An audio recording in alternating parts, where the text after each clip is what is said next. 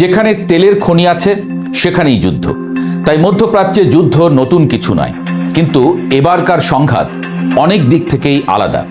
কারণ এটি শুধু দুই দেশের যুদ্ধ নয়, এটি এক ধরনের কৌশলগত সংঘর্ষ, যেখানে জড়িয়ে গেছে বিশ্বের সবচেয়ে শক্তিশালী সামরিক শক্তি এবং মধ্যপ্রাচ্যের অন্যতম প্রতিরোধী রাষ্ট্র।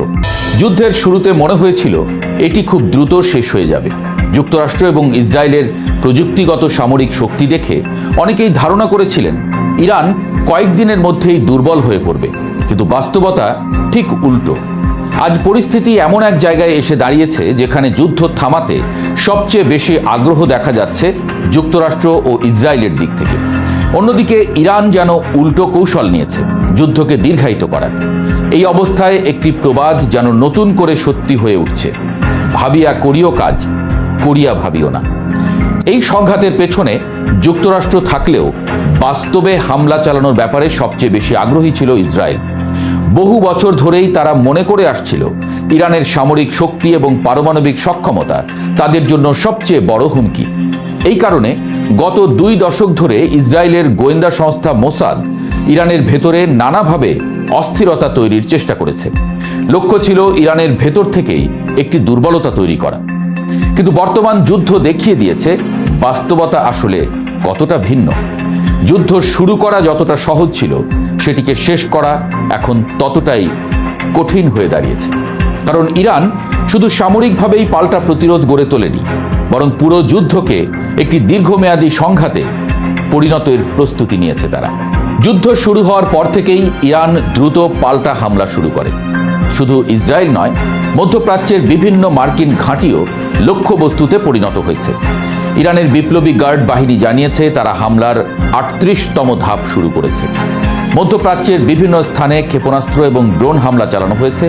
কুয়েতের সামরিক ঘাঁটি, বাহরাইনের মিনা সালমান বন্দরের মার্কিন ঘাঁটি, এমনকি হরমুজ প্রণালীর আশেপাশেও হামলার খবর এসেছে। দুবাই বিমানবন্দরের কাছাকাছি এলাকাতেও ড্রোন হামলার অভিযোগ উঠেছে। এই হামলাগুলো দেখিয়ে দিচ্ছে একটি বিষয়, ইরান এই যুদ্ধকে শুধু একটি দেশের বিরুদ্ধে নয়, বরং পুরো আঞ্চলিক শক্তির বিরুদ্ধে সংঘর্ষ হিসেবে দেখছে। প্রশ্ন হচ্ছে, কেন যুদ্ধ দীর্ঘ করতে চাইছে ইরান? বিশেষজ্ঞরা বলছেন ইরানের কৌশল খুব স্পষ্ট। তারা দ্রুত জয় চায় না, বরং যুদ্ধকে দীর্ঘায়িত করতে চায় এবং শক্তিশালী ও স্থায়ী ফল চায়।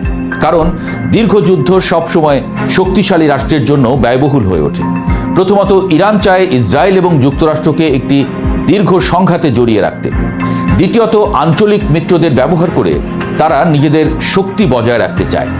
তৃতীয়ত, ফিলিস্তিন ইস্যুতে রাজনৈতিক চাপ বাড়াতে এই সংঘাতকে কাজে লাগাতে চায়। সবচেয়ে গুরুত্বপূর্ণ বিষয় হলো, এই যুদ্ধ ইরানের ভেতরে রাজনৈতিক ঐক্য তৈরি করেছে। যেখানে হামলাকারীরা আশা করেছিল জনগণ বিদ্রোহ করবে, সেখানে উল্টো দেশটির জনগণ এখন সরকারের পক্ষে দাঁড়িয়েছে। ইরানের সামরিক কৌশলের একটি বড় দিক হলো মোজাইক ডিফেন্স নামে পরিচিত বিকেন্দ্রীকৃত প্রতিরক্ষা ব্যবস্থা। এই ব্যবস্থার মূল ধারণা খুব সহজ কিন্তু অত্যন্ত কার্যকর। যদি কোনো কারণে কেন্দ্রীয় কমান্ড ধ্বংস হয়ে যায় কিংবা যোগাযোগ বিচ্ছিন্ন হয়ে যায়, তবুও যুদ্ধ থামবে না। কারণ স্থানীয় কমান্ডারদের স্বাধীনভাবে যুদ্ধ পরিচালনার ক্ষমতা দেওয়া হয়েছে। তারা নিজেরা সিদ্ধান্ত নিয়ে ড্রোন হামলা, ক্ষেপণাস্ত্র হামলা বা গেরিলা আক্রমণ চালাতে পারে। এই কৌশলের লক্ষ্য দ্রুত জয় নয়, বরং শত্রুকে দীর্ঘমেয়াদে ক্লান্ত এবং ব্যয়বহুল যুদ্ধে ফাঁসিয়ে ফেলা। এই যুদ্ধ আরেকটি গুরুত্বপূর্ণ বাস্তবতাও সামনে এনেছে। আধুনিক যুদ্ধ শুধু উন্নত প্রযুক্তির উপরে নির্ভর করে না, বরং কৌশল আর ধৈর্যের উপরও নির্ভর করে। ইরানের তৈরি শাহেদ সিরিজের ড্রোনের দাম কয়েক হাজার ডলার, কিন্তু সেগুলো প্রতিহত করতে প্রতিপক্ষকে ব্যবহার করতে হচ্ছে কয়েক মিলিয়ন ডলারের প্রতিরক্ষা ক্ষেপণাস্ত্র। এই বিশাল অর্থনৈতিক ব্যবধান যুদ্ধের সমীকরণ বদলে দিচ্ছে। ইসরায়েলের সামরিক সীমাবদ্ধতা যে থাকতে পারে, এই যুদ্ধ না হলে সারা বিশ্বের তা অজানা থাকত। ইসরায়েলের সাবেক সামরিক কমান্ডার আইজাক ব্রিক একটি গুরুত্বপূর্ণ বিষয় তুলে ধরেছেন। তার মতে, ইসরায়েল অত্যাধুনিক বিমান বাহিনীর উপরে নির্ভর করেছে, কিন্তু একটি পূর্ণাঙ্গ যুদ্ধ জিততে হলে বিমান, স্থল এবং নৌবাহিনীর সমন্বয় দরকার। ইরানের মতো বড় ও দুর্গম ভূখণ্ডে স্থল সেনা পাঠানো প্রায় অসম্ভব। এই বাস্তবতাই ইসরায়েলের জন্য বড় সীমাবদ্ধতা হয়ে দাঁড়িয়েছে। যুদ্ধ থামাতে ট্রাম্প শেষ পর্যন্ত রাশিয়ার শরণাপন্ন হয়েছেন। দফায় দফায় চলছে ফোনালাপ।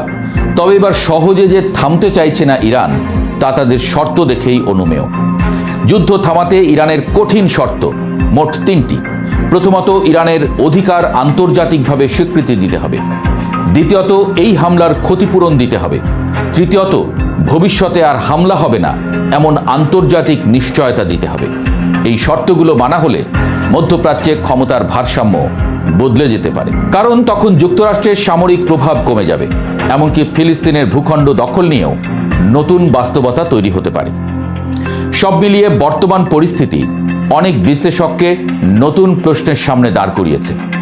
এই যুদ্ধ কি সত্যিই দ্রুত শেষ করা সম্ভব, নাকি এটি ধীরে ধীরে এমন এক সংঘাতে পরিণত হবে যেখানে জয় পরাজয়ের হিসাব বদলে যাবে?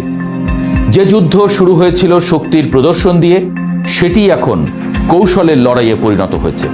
আর সেই কারণেই আজ অনেকের মুখে একটি কথাই শোনা যাচ্ছে, যুদ্ধ শুরু করা সহজ, কিন্তু শেষ করা সব সময়ই সবচেয়ে কঠিন।